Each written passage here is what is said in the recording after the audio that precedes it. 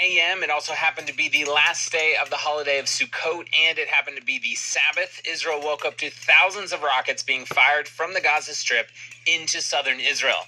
At the same time, Hamas, a ruthless terrorist organization, broke through the border fence surrounding Gaza into Israel and began killing and kidnapping any Jew they came across. Within hours, hundreds of Israeli Jews would be dead, dozens kidnapped and taken hostage into Gaza, and thousands more wounded, and Israel would be at war. Israel needs your prayers today as the country tries to pull itself together and begin what Prime Minister Netanyahu is saying will likely not be a short round of fighting. Hundreds of Jews are dead, thousands are wounded, and dozens, at least, are suffering in captivity. This is one of the darkest days in Israel's history. I'm Luke, and this is the Israel Guys. Mga Muslim naman sila.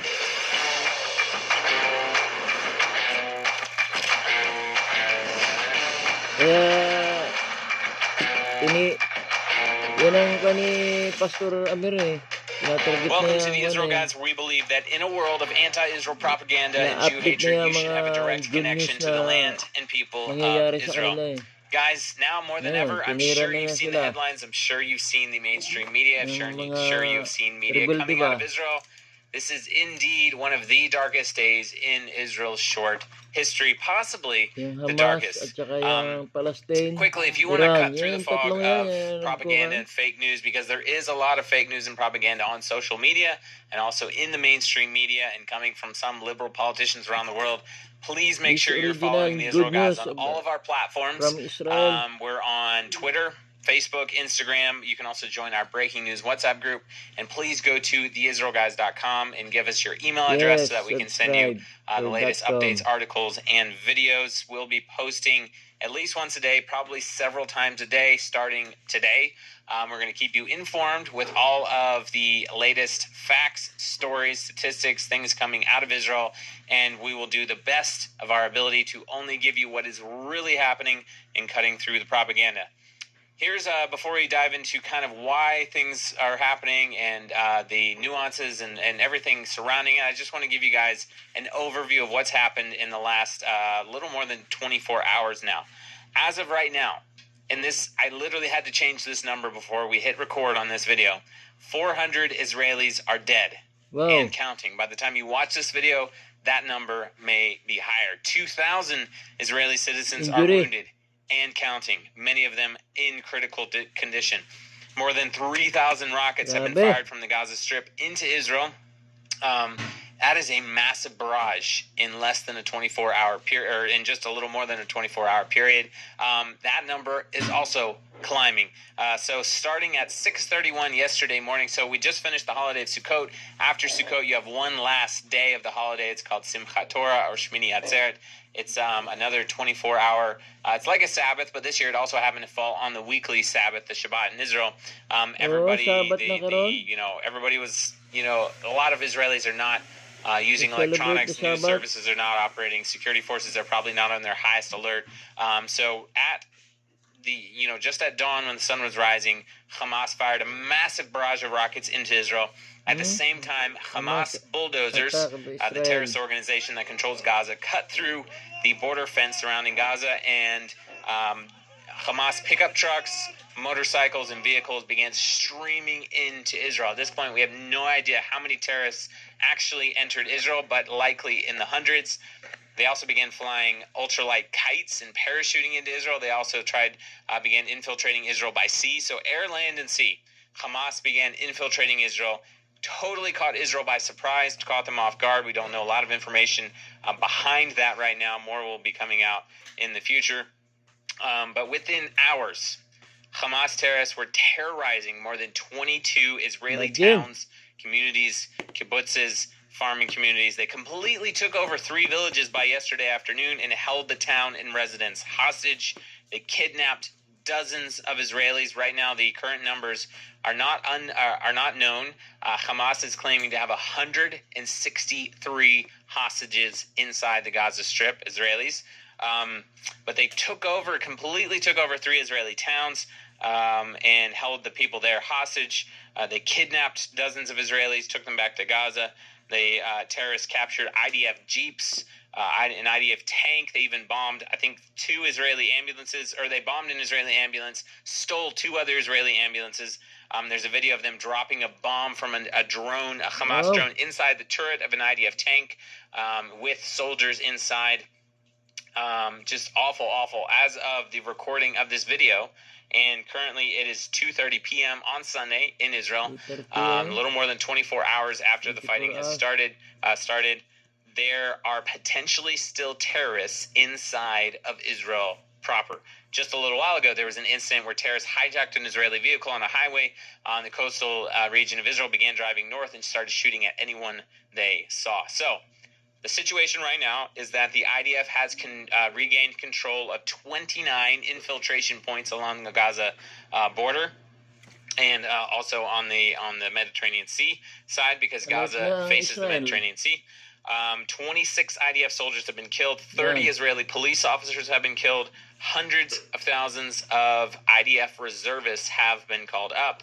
Israel's cabinet, their government approved a massive offensive operation into Gaza. So we'll get into more details of just how horrible this situation is. If you've been looking at social media, especially Twitter, likely you have been just as horrified as we are by the images that you've seen. I want to read a statement from Prime Minister Benjamin Netanyahu. Yesterday, he said, quote, "Since this morning, the state of Israel has been at war. Our first objective is to clear out the hostile forces that infiltrated our territory and restore the security and quiet to the communities that have been attacked. The second objective, at the same time, is to exact an immense price from the enemy within the Gaza Strip as well. The third objective is to reinforce other fronts so that nobody should mistakenly join this war." We'll get to more of that in just a second. Bibi Netanyahu said, quote, "We are at war. In war, one needs to be level-headed. I call on all citizens of Israel to unite in order to achieve our highest goal, victory in the war." Guys, I want to go through some more just facts. The feeling that we all have here at the Israel Guys at Hayuvel, here in Israel's heartland, there's so much frustration and just emotional feelings that we're having right now. I am really just trying to stick to the basic facts of what's happening in Israel. We'll have more videos coming out this week as information comes out, but right now I am literally trying to just stick to what is happening right now on the ground, because it's not just Hamas from Gaza. By the way, a lot of people are saying there's no way Hamas could have done this on their own. They have to be backed by Iran.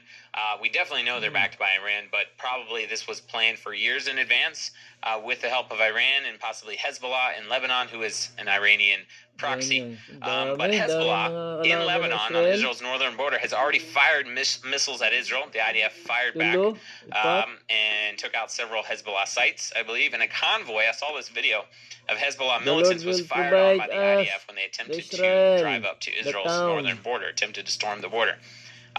It gets even crazier because the Taliban, so not only we have Hezbollah, which has a massive force in Lebanon, have thousands of missiles, sophisticated missiles pointing at Israel, threatening to attack Israel from the north, but now the Taliban is requesting safe passage from other Muslim countries like Iran, Iraq, even Jordan, safe passage through their countries so that they can come and storm Israel's borders as well.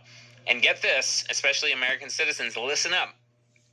There are photos now of U.S. weapons that were left in Afghanistan after the United States military pulled out, and somehow they made their way to the Gaza Strip and fell into the hands of Hamas and are now being used in the fighting against Israel. That, to me, is just absolutely horrific, that now we have American-made weapons left in the hands of the Taliban that are now in the hands of Hamas being used to attack Israel. So the IDF has launched Operation Swords of Iron. They've already hit 17 Hamas military compounds and 4 operational headquarters in Gaza. They've taken out high-ranking Hamas leaders.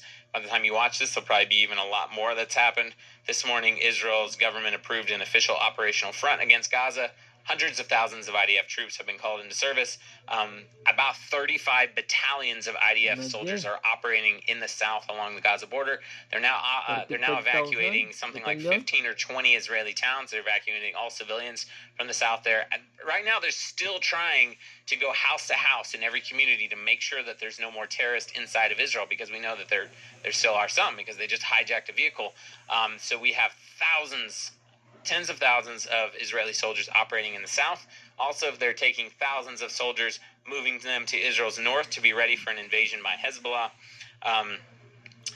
So we're talking about hundreds of thousands of soldiers, active duty soldiers and reserve soldiers now being called into service and operating in all throughout Israel. Interestingly enough, Israel is now talking about forming a unity government that will potentially include the heads of the current opposition. So in times of war, obviously they want as many members of the Israeli Knesset, the Israeli parliament, working together as much as possible. The heads of the opposition have already made statements saying that they are unified with Israel no matter what. Opposition leader Yair Lapid, also one of the main instigators of the judicial reform protests over the last 9 months, just put out this statement. He said, quote, "At times like these, there is no opposition or coalition in Israel. We will give full backing to the security forces to a harsh response against terrorism and its proxies." He went on to say, quote, "The whole world must stand with Israel as we defend ourselves from terror. We must mobilize the international community against Palestinian terror." So interestingly enough, not only do you have the entire, the opposition coming together, working with the coalition in Israel's government, also the protests just magically died out. They were called off last night. And organizations that were calling for protests before, and also calling for IDF soldiers not to show up for reserve duty, guess what? They just put out a statement saying every soldier should show up for reserve duty. And I've heard of 0 instances of IDF soldiers refusing to show up for their service. I believe we said that would happen. I can't remember exactly which program, but I think I said exactly that would happen. Is that it's one thing to say you won't show up for service. It's entirely another thing to not show up when it matters and when it counts. So you do see the country coming together. It's very unfortunate that it's taking a war to bring the people of Israel together in unity. So, guys, what does all this mean?